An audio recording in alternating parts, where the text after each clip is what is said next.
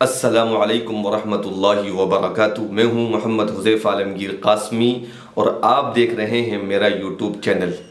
دوستو، ایک بار پھر آپ کی خدمت میں قرآن پاک کا ایک چھوٹا سا واقعہ لے کر حاضر ہوا ہوں۔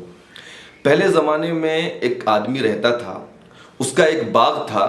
اور اس بیچارے آدمی کی عادت یہ تھی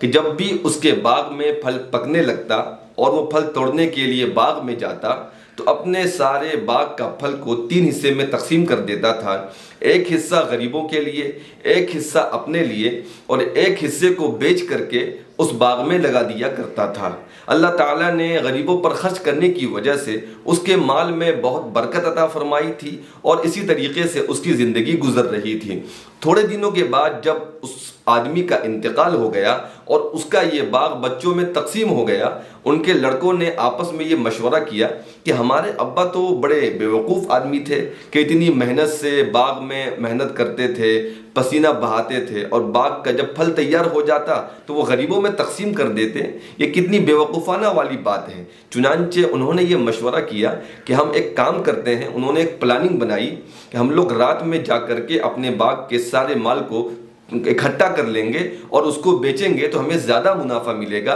کیونکہ اگر ہم دن میں پھل توڑتے ہیں تو اس کا نقصان یہ ہوتا ہے کہ غریب لوگ پھر وہاں پر پہنچ جائیں گے، اور غریب لوگ کے وہاں پہنچنے کی وجہ سے ہمیں اپنے باپ کی طرح غریبوں میں کچھ نہ کچھ مال تقسیم کرنا پڑے گا۔ چنانچہ اس پلاننگ کے تحت جب وہ لوگ رات میں آہستہ آہستہ اپنے باغ میں پہنچے تو انہوں نے وہاں دیکھا کہ وہاں پر تو کچھ موجود نہیں ہے، وہاں پر ساری جو چیزیں تھے وہ جل گئی تھی۔ تو ایک دوسرے سے کہنے لگے کہ لگتا ہے کہ ہم لوگ راستہ بھٹک گئے ہیں اور ہم لوگ کہیں اور چلے گئے ہیں۔ تو ان میں سے دوسرے نے کہا کہ نہیں بھائی، بات اصل میں یہ ہے کہ چونکہ ہماری نیت خراب ہو گئی تھی، ہمارا ارادہ چینج ہو گیا تھا، اور ہم نے غریبوں کو مال نہ دینے کا، غریبوں کو پھل نہ دینے کا ہم نے ارادہ کیا تھا، تو اللہ پاک کی طرف سے ہمیں عذاب ملا ہے اور ہمارا سارا باغ جل کر کے راکھ ہو گیا ہے۔ اس چھوٹے سے واقعے کے اندر سبق یہ ہے کہ اگر اللہ پاک نے آپ کو مال دیا ہے تو آپ غریبوں پر خرچ کرتے رہیں،